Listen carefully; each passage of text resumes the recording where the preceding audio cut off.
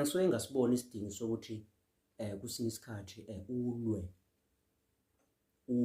ulwe nobaba kwakho uthi wena engamthatha umamncane.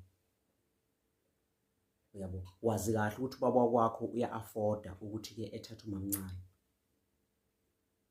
Yabo, wazi kahle ukuthi ubaba kwakho uyaphanta, uyazama, uyahlanganisa, unawo amandla ukuthi engamthatha umamncane.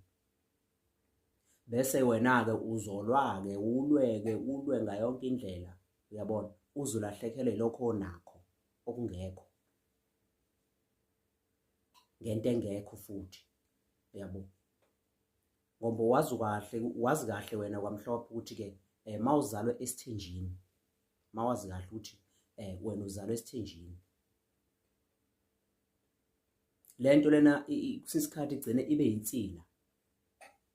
Uyabona, uthothi siyakulandela ngaso sonke isikhathi lento iyakulandela, kodwa uyafight ukuthi no, angisifuni isithembu. Wazi ukuthi ekhaya lapho udabuka khona, lapho usuka khona, kulo muzi usuka kuwo, ubaba wakho okuzalayo wayenesithembu, uzalwa wena esithenjini. Kungenzeka uzalwa umamdala, kungenzeka uzalwa umamncane, ngenzeka mhlawumbe uzalwa umama ophana nendawo, noma wesithathu, noma wesi-4, noma wesi-5. Yabo, kungenzeka mhlawumbe uthatha ubaba wakwakho yena lo olwa naye uzalwa esithenjini, usuke esithenjini. Uyabo, ubaba wakhe akamzalayo wayenesithembu.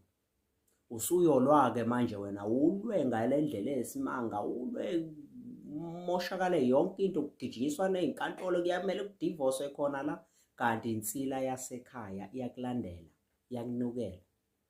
Into engeke uze uyibalekele, ongamane kuphele kwesinye isikhathi, kumane kuphele nje, finish kwalento omshado ingabibikho nje, ngendaba yokuthi wena ubalekela indaba esithembu.